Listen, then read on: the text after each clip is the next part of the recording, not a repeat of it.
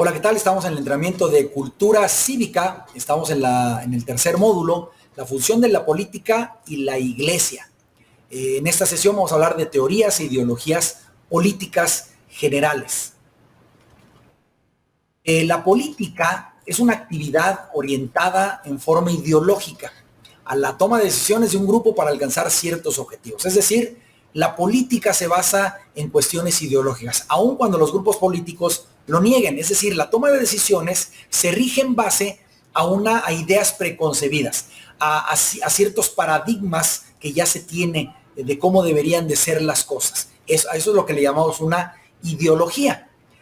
La política, la definición de la política, obviamente lo hemos hablado, que fue creada con el fin de ayudar a las personas a administrar los bienes y los recursos públicos, pero también garantizar el máximo aprovechamiento de estos y por consecuencia su optimización para lograr el desarrollo sostenible que sea favorable para todos, no nada más para un grupo. Esa es al menos la idea de la creación de la política. Todo lo que tiene que ver con la ciudad y que sea benéfico para toda la sociedad. Eso es básicamente lo que hemos hablado un poco acerca de la política. Hoy vamos a hablar del aspecto ideológico de todo esto.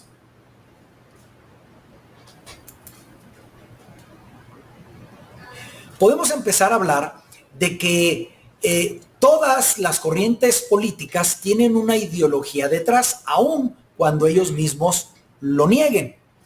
Básicamente estos grupos políticos, esas corrientes políticas, se agrupan en torno a dos dimensiones principalmente, ¿no? Y de ahí se derivan 4 corrientes principales que vamos a estudiar el día de hoy. Estas dimensiones de donde se derivan estas ideologías políticas empieza con la dimensión económica y la dimensión social.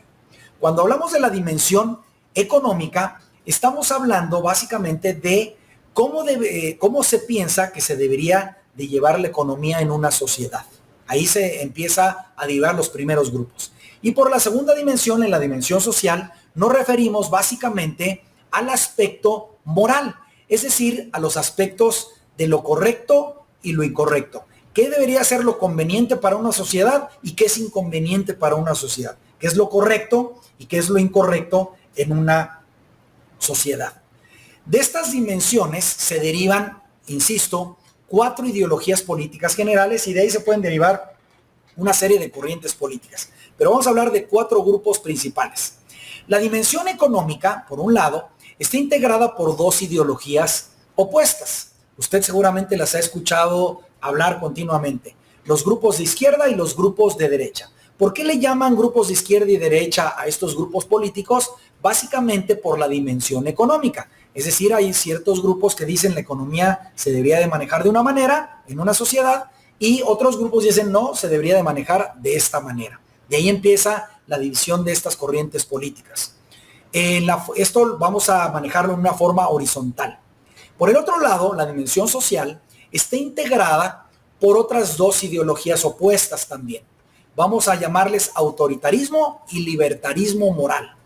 Ahí lo vamos a formar en una dimensión vertical o una línea vertical. Ahorita les voy a mostrar un diagrama que nos va a ayudar a entender estas 4 corrientes. Pero lo primero que debemos entender es que de dónde se forman estas 4 ideologías políticas: de lo económico, los de izquierda y derecha, y de lo social o moral, los grupos autoritarios y los grupos liberales. ¿Cuáles son estos 4 grupos? Bueno, cuando juntamos estas 2 dimensiones, salen las 4 ideologías políticas generales y forman o integran un mapa ideológico y vamos a encontrar 4 grandes sistemas de cómo proponen que se debe de gobernar una sociedad o cómo debe de funcionar. Estos 4 grupos los vamos a denominar los grupos totalitarios o el totalitarismo, los grupos conservadores o el conservadurismo, los grupos socialistas o el socialismo y los grupos libertarios o el libertarismo. El punto donde se cruzan todas estas ideologías se considera el centro político. Cuando usted escuche hablar de una corriente política que es de grupos de centro, pues está hablando de que tiene ideas o propuestas de estos 4 grupos. Le voy a mostrar estos 4 grupos en un diagrama.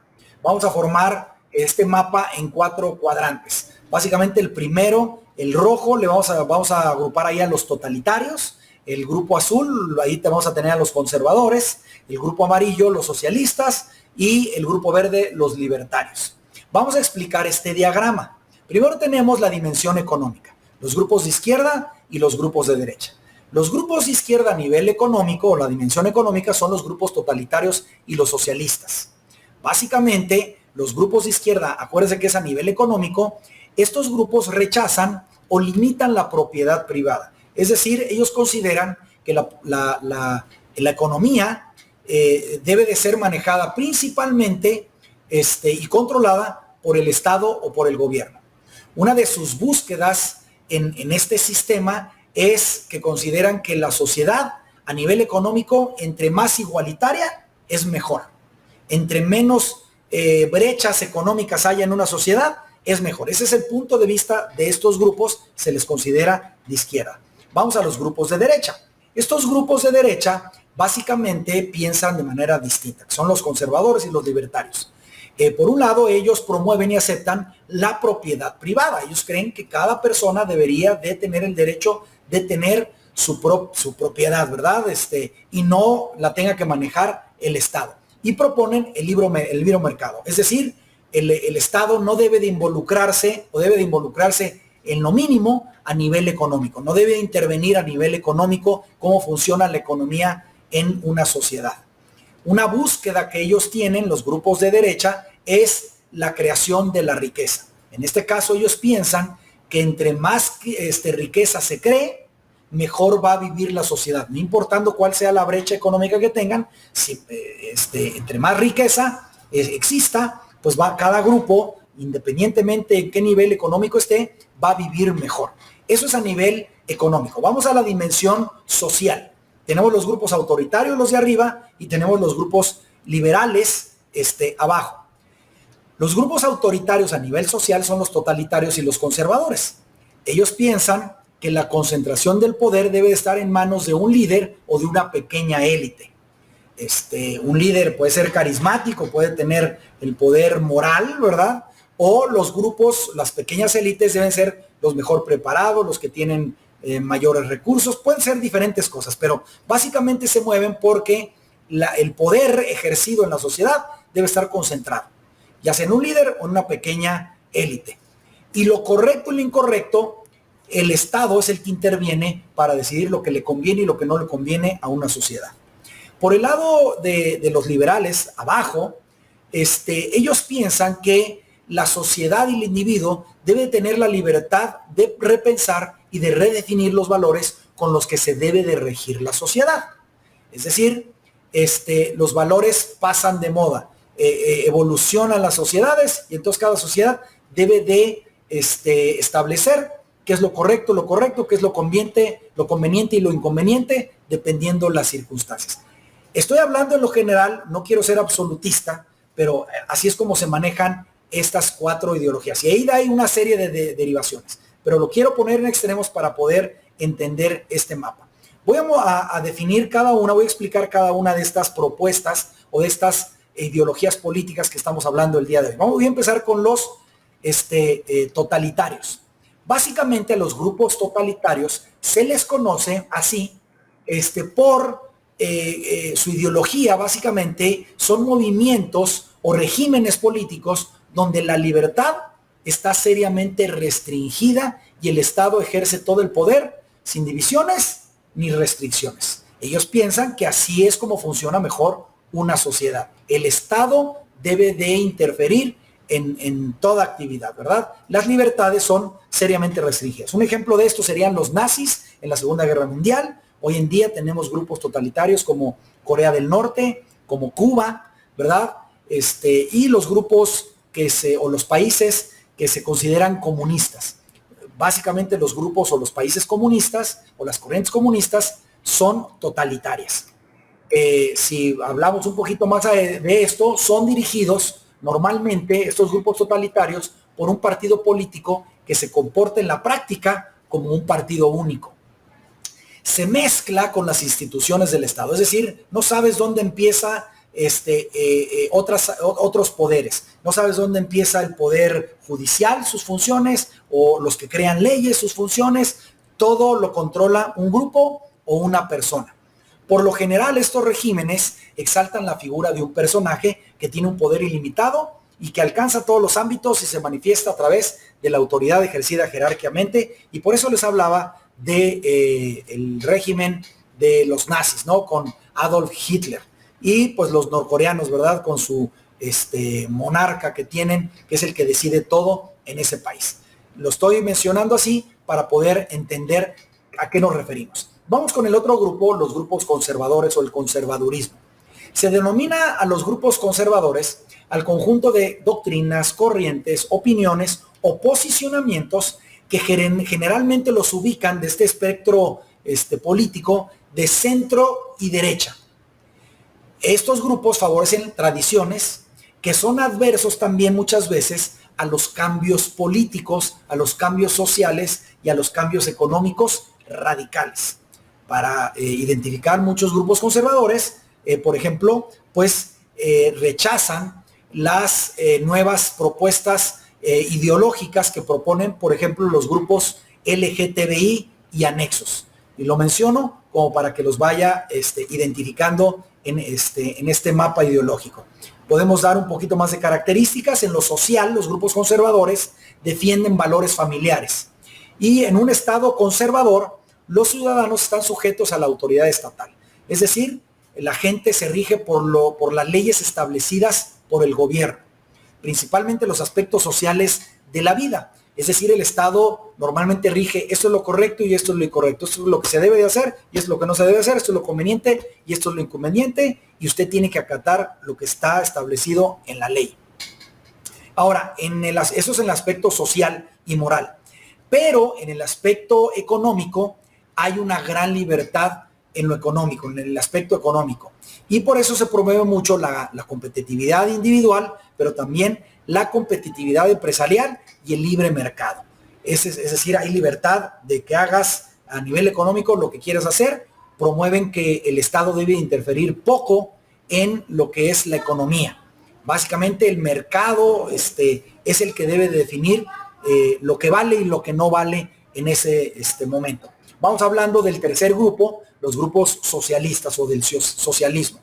El socialismo es una doctrina sociopolítica y económica basada en la propiedad y administración colectiva de los medios de producción.